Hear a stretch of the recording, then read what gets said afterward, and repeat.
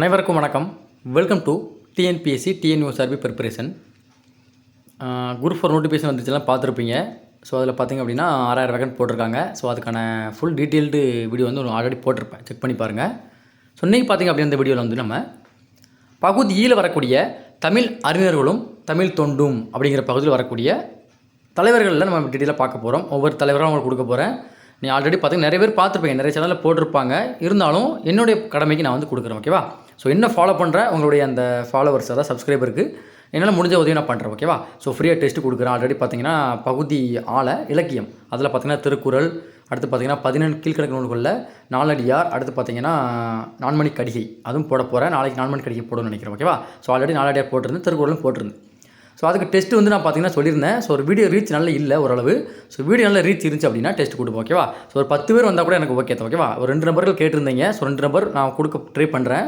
ஒரு 10 பேர் வந்தால் நல்லாயிருக்குன்னு கொஞ்சம் யோசிச்சு விட்டுருக்கேன். ஓகேவா? ஒன்றும் பிரச்சனை இல்லை. அந்த 10 பேர் மட்டும் ஓகே சொன்னோம் அப்படின்னா நான் உங்களுக்கு ஆன்லைன் டெஸ்ட் கொடுக்குறேன். ஓகேவா? ஒரு டாபிக் முடிச்சுட்டு அதுலேருந்து ஒரு 10 கொஸ்டின் அல்லது 20 கொஸ்டின் 30 கொஸ்டின் முடிஞ்ச கொஸ்டினை உங்களுக்கு கூகுள் ஃபார்மில் ஆன்லைனில் கொடுக்க டெஸ்ட் பண்ணுறேன். ஓகேவா? ட்ரை பண்ணுறேன்.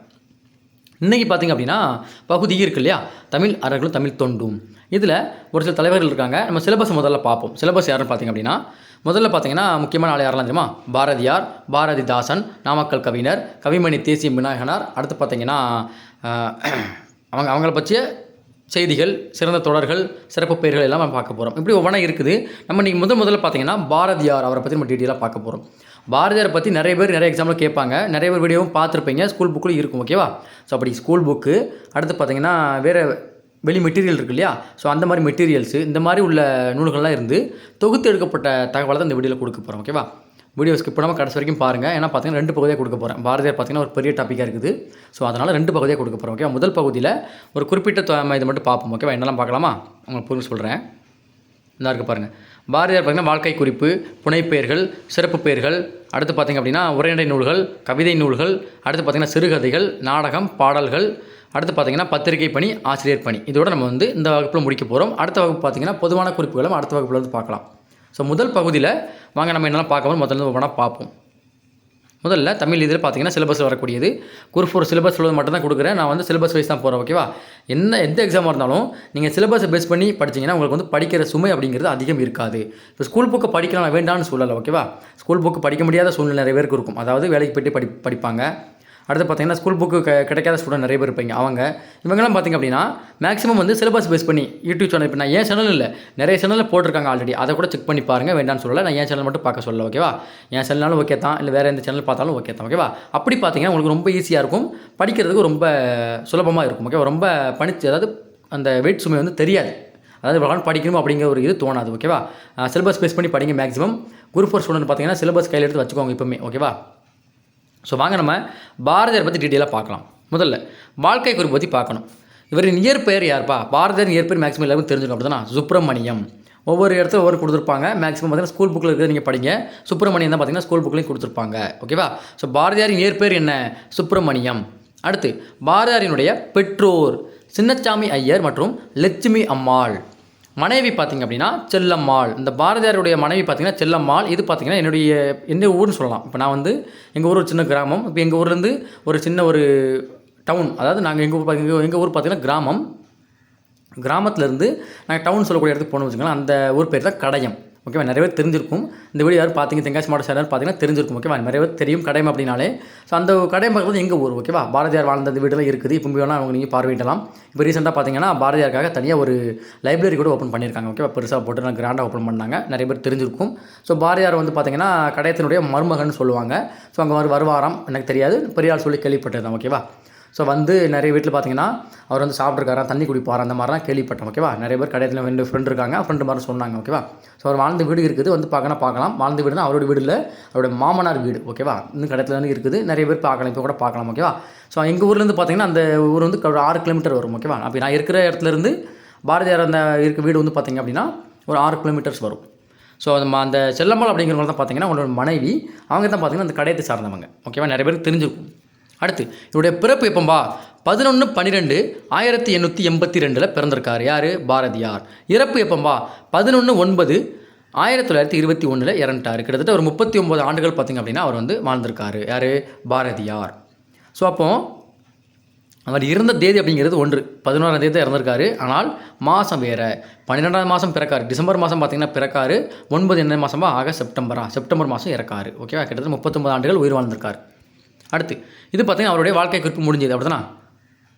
அடுத்து பார்த்திங்கன்னா புனைப்பெயர்கள். பாரதியாருக்கு பார்த்திங்கன்னா ஒரு சில புனைப்பெயர்கள் இருக்குது. என்னென்ன பெயர்கள்னு பார்க்கலாமா? காளிதாசன், சக்திதாசன், சாவித்திரி, ஓர் உத்தம தேசாபிமானி, நித்திய தீரர், செல்லிதாசன். இதெல்லாம் பார்த்தீங்கன்னா பாரதியாருக்கு வழங்கக்கூடிய முக்கியமான புனைப்பெயர்கள். இதில் இந்த செல்லிதாசன் அப்படிங்கிறது பார்த்தீங்கன்னா ஒருவரோட ப்ரீவியஸ் இயர் கொஸ்டின் கேட்டிருக்காங்க. செல்லிதாசன் என்ற புனைப்பெயர் கொண்டவர் யார்? பாரதியார். ஓகேவா? அப்போ நான் மறுபடியும் ஒரு சொல்கிறேன், நல்லா கேட்டுக்கோங்க. என்ன பேர்லாம்? காளிதாசன், சக்திதாசன், சாவித்திரி, ஒரு உத்தம தேசாபிமானி, நித்திய தீரர், செல்லிதாசன். ஓகேவா? கிட்டத்தட்ட எத்தனை பேர் இருக்குது? 1 2 3 4 5 6. ஓகேவா? ஒரு 6 புனைப்பெயர்கள் இருக்குது. முக்கியமான பெயர்கள் எல்லாத்தையுமே மைண்டில் ஏற்றிக்கோங்க. ஓகேவா? இப்போ புனைப்பெயர்கள் அப்படிங்கிறது முடிஞ்சுது. அடுத்து சிறப்பு பெயர்களும் இருக்குது. ஓகேவா? அது புனைப்பெயர்கள் வேறு, இது சிறப்பு பெயர்கள் வேறு. என்ன பேரெலாம் இருக்கும் பாருங்கள். புதுக்கவிதையின் முன்னோடி. ஸோ அதாவது தமிழ்நாடுன்னு எடுத்துக்கோங்களேன். அதில் புதுக்கவிதை புகுக்க ஒரு முக்கியமான ஆள்னு கேட்டால் அது பாரதியார் தான். எப்படி ஆங்கிலத்தில் வால்ட் விட்மன் இருக்காரு இல்லையா? ஸோ அவரை பின்பற்றி புதுக்கவிதை இயக்க தொடங்கியவர் தான் இந்த பாரதியார். அதான் புதுக்கவிதை முன்னோடின்னு கூட அந்த பாரதியாரை சொல்லலாம். முதல் பெயர் முடிஞ்சுது. அடுத்து பைந்தமிழ் தேர்பாகன் பாவேந்தர் கூறியவர் ப்ராக்கெட்டில் போட்டு பார்த்தீங்கன்னா அவரை அழைத்தவர், அந்த பேர் சொல்லி அழைத்தவர் யாருன்னு கொடுத்துருப்பாங்க. பாவேந்தர் பாரதிதாசன் தான் பார்த்தீங்கன்னா பாரதியாரை பைந்தமிழ் தேர்பாகன் அப்படின்னு சொல்லிட்டு அழைச்சிருப்பார். அடுத்து சிந்துக்கு தந்தை என்று பாவேந்தர் பாரதியாரை அழைச்சிருப்பார். அடுத்து நீடுதுயில் நீக்க பாடி வந்த நிலா, காடும் கமலும் கற்பூர சொற்கோ அப்படின்னு சொல்லி பாவேந்தர் பாரதிதாசன் பார்த்தீங்கன்னா பாரதியாரை புகழ்ந்திருப்பார். இந்த மூன்றுமே பார்த்தீங்கன்னா ஸ்கூல் புக்கில் இருக்கும். இதெல்லாம் சிந்துக்கு தந்தை, நீடுதுயில் நீக்க பாடி வந்த நிலா, இந்த ரெண்டுமே பார்த்தீங்க அப்படின்னா ஸ்கூல் புக்கில் கொடுத்துருப்பாங்க. மிச்சம் எல்லாமே ஸ்கூல் புக்கில் இருக்காது. ஓகேவா? ஓல்டு புக்கில் தான் இருக்கும், நியூ புக்கில் இருக்காது. ஓகேவா? ஸோ அப்போ பாருங்கள், கிட்டத்தட்ட பாரதிதாசன் மட்டுமே பார்த்தீங்கன்னா பாரதியாரை ஒரு 4 சிறப்பு பெயர்கள் கொடுத்துருக்காரு. என்ன பேர்லாம்? பைந்தமிழ் தேர்ப்பாகன், சிந்துக்கு தந்தை, நீடுதுயில் நீக்க பாடி வந்த நிலா, காடும் கமலும் கற்பூர சொற்கோ அப்படின்னு சொல்லி ஒரு 4 பட்ட பேரை பாரதிதாசன் பாரதியாருக்கு கொடுத்துருக்காரு. ரொம்ப முக்கியமான வாரிப்பாக மறந்துடக்கூடாது. அடுத்து பாட்டுக்கொரு புலவன் பாரதி அப்படின்னு சொல்லி கவிமணி பார்த்தீங்கன்னா பாரதியாரை புகழ்ந்திருக்காரு. என்ன பேருப்பா? பாட்டுக்கொரு புலவன் பாரதி அப்படின்னு புகழ்ந்தவர் யார்? கவிமணி தேசி விநாயகம் பிள்ளை. அடுத்து தற்கால இலக்கியத்தின் விடிவெள்ளி, இதுவே பார்த்தீங்கன்னா பாரதியாரோட சிறப்பு பெயர் தான். அடுத்து தேசிய கவி, மகாகவி, இந்த 2 பேருமே பார்த்தீங்க அப்படின்னா ராமசாமி ஐயங்கார்னு சொல்லுவாங்க. அவர் ராமசாமின்னு சொல்லுவாங்க. அவர் வழங்கியிருக்காரு. என்ன பேர்லாம்? தேசிய கவி மற்றும் மகாகவி அப்படிங்கிற 2 பட்டங்களை அப்படிங்கிறவர் வழங்கியிருக்காரு. அவர் முழு பேர்னு கேட்டால் ராமசாமி ஐயங்கார் அல்லது ராமசாமின்னு சொல்லிக்கலாம். ஓகேவா? ஸோ அப்போ தேசிய கவி, மகாகவி வழங்கியிருக்காரு. அடுத்து விடுதலை கவி, அமரக்கவி, முன்னறி புலவன், மகாகவி, உலகக்கவி, தமிழ்கவி, மக்கள் கவிஞர், வரகவி, இந்த மாதிரி சில சிறப்பு பெயர்களை கொண்டிருக்காரு. ஸோ அப்போது சிறப்பு பெயர்கள் அப்படிங்கிற டாபிக் நமக்கு முடிஞ்சது. ஓகேவா? சிறப்பு பெயர்கள் இந்த ஹைலைட் பண்ணியிருக்கலாம்ப்பா மஞ்சள் கலரில். ஸோ அதை மட்டும் நீங்கள் நல்லா படிச்சுக்கோங்க. ஓகேவா? ஏன்னா அது ஸ்கூல் புக்கில் இருக்கக்கூடிய கண்டென்ட். அப்போ சிறப்பு பெயரும் முடிஞ்சது. அடுத்து பார்த்தீங்கன்னா அவர் எழுதிய ஒரு சில உரைநடை நூல்கள் கொடுத்துருக்காங்க. என்னெல்லாம் பார்க்கலாமா? ஞான ரதம், இது பார்த்தீங்கன்னா தமிழின் முதல் உரைநடை காவியம். ஸோ அதாவது கொஸ்டின் எப்படி கேட்கலாம்னா, தமிழின் முதல் உரைநடை நூல் எது? ஞான ரதம். அதை இயற்றியவர் யார்? பாரதியார். ஓகேவா? ஸோ தராசு அப்படிங்கிறது பார்த்தீங்கன்னா ஒரு உரைநடை நூல் தான். அடுத்து சந்திரிகையின் கதை, அதுவுமே பார்த்தீங்கன்னா ஒரு உரைநடை நூல் தான். மாதர், அடுத்து கலைகள், இது எல்லாமே பார்த்தீங்கன்னா பாரதியார் எழுதிய உரைநடை நூல்கள். அவர் பார்த்தீங்கன்னா உரைநடை எழுதியிருப்பார், கவிதை எழுதியிருப்பார், அடுத்து பார்த்தீங்கன்னா சிறுகதை எழுதியிருப்பார், இந்த மாதிரி நிறைய எழுதியிருப்பார். அதில் உரைநடை நூல்கள் என்னெல்லாம் பாருங்கள்: ஞானரதம், தராசு, சந்திரிகையின் கதை, மாதர், கலைகள், இதெல்லாமே பார்த்தீங்கன்னா பாரதியார் இயற்றிய உரைநடை நூல்கள். ஸோ உரைநடை நூல்கள் முடிஞ்சது. அடுத்து பாரதியார் இயற்றிய கவிதை நூல்கள் இருக்குது. அதில் முக்கியமான நூல்களில் ரொம்ப ரொம்ப இம்பார்ட்டன்ட், அது கொஸ்டின் கேட்டுக்கிட்டே இருப்பாங்க அதிலிருந்து. ஓகேவா? பார்க்கலாமா? கண்ணன் பாட்டு, குயில் பாட்டு, பாஞ்சாலி சபதம், காட்சி, புதிய ஆத்திச்சூடி, பாப்பா பாட்டு, பாரத மாதா திருப்பள்ளி எழுச்சி, பாரத தேவியின் திருத்த சாங்கம், விநாயகர் நான்மணி மாலை, இந்த மாதிரி நூல்கள்லாம் பார்த்திங்கன்னா கவிதை நூல்கள் பாரதியார் இயற்றியது. இதில் முக்கியமானது இந்த 3 பாட்டு: கண்ணன் பாட்டு, குயில் பாட்டு, பாஞ்சாலி சபதம். இந்த 3மே பார்த்திங்கன்னா கவிதை நூல்கள். இது 3மே முக்கியமான நூல்கள். இதிலேருந்து பார்த்திங்கன்னா கேள்விகள் அடிக்கடி கேட்குறாங்க. ஸோ அப்போ கவிதை நூல்கள் என்னெல்லாம்பா? கண்ணன் பாட்டு, குயில் பாட்டு, பாஞ்சாலி சபதம், காட்சி, புதிய ஆத்திச்சூடி, பாப்பா பாட்டு, பாரத மாதா திருப்பள்ளி எழுச்சி, பாரத தேவியின் திருத்த சாங்கம், விநாயகர் நான்மணி மாலை. இது புறமே பார்த்திங்க அப்படின்னா பாரதியார் இயற்றிய கவிதை நூல்கள். ஸோ இப்போ கவிதை நூல்களும் முடிஞ்சது. அடுத்து என்னப்பா, சிறுகதைகள் கொஞ்சம் எழுதியிருக்கார். யார்? பாரதியார். என்னெல்லாம் பார்க்கலாமா? திண்டிம சாஸ்திரி, பூலோக ரம்பை, ஆறில் ஒரு பங்கு, சுவர்ணகுமாரி, சின்ன சங்கரன் கதை, நவதந்திர கதைகள், கதை கொத்து. இது பார்த்திங்கன்னா ஒரு சிறுகதை தொகுப்பு. சிறுகதை தொகுப்பு இருக்குது, எழுதியிருக்காரு. நல்லா பாருங்கள், மறுபடியும் சொல்கிறேன். திண்டிம சாஸ்திரி, பூலோக ரம்பை, ஆறில் ஒரு பங்கு, சுவர்ணகுமாரி, சின்ன சங்கரன் கதை, நவதந்திர கதைகள், கதை கொத்து. இதெல்லாம் பார்த்தீங்கன்னா பாரதியார் இயற்றிய சிறுகதைகள். இப்போ சிறுகதைகளும் முடிஞ்சுது. அடுத்து பாரதியார் பார்த்தீங்கன்னா ஒரு சில நாடகங்களும் வச்சுருக்காரு. ஒரே நாடகம் தான் நினைக்கிறேன். நாடகம் ஜெகசித்திரம் அப்படிங்கிற ஒரே ஒரு நாடகத்தை மட்டும் பார்த்தீங்கன்னா பாரதியார் ஏற்றிருக்காரு. ஸோ அப்போது ஜெகசித்திரம் ஒரே ஒரு நூல் இருக்குது, இது கேட்க சான்சஸ் இருக்குது. ஓகேவா? அப்போ பாரதியார் ஏற்றிய நாடகம் கேட்டால் ஜெகசித்திரம். அடுத்து பாடல்கள், ஒரு சில பாடல்களும் எழுதியிருக்காரு. என்ன பாடல்கள் பார்க்கலாமா? சுதந்திர பாடல்கள், தேசிய பாடல்கள், தலைவர் வாழ்த்துக்கள், அடுத்து பார்த்திங்கன்னா பக்தி பாடல்கள், சமூக பாடல்கள், புதிய ஆத்திச்சூடி, பாப்பா பாட்டு. இதெல்லாம் பார்த்திங்க அப்படின்னா அவர் பாடிய பாடல்கள். ஓகேவா? ஸோ பாடல்கள் அப்படிங்கிறது முடிஞ்சிச்சு. சுதந்திர பாடல்கள் ஒன்றும் இல்லைப்பா, சுதந்திரம் போது அவர் ஒரு எழுச்சி முக்கிய பாடல் பாடியிருப்பார். அதான் பார்த்திங்கன்னா சுதந்திர பாடல்கள் சொல்லி கொடுத்துருக்காங்க. தேசிய பாடல்கள் ஒரு சில பாடல்கள் இருக்குது. தலைவர் வாழ்த்துக்கள், அதாவது தலைவர்கள் பற்றி வாழ்த்து பாடக்கூடிய வாழ்த்து பாடல்கள்.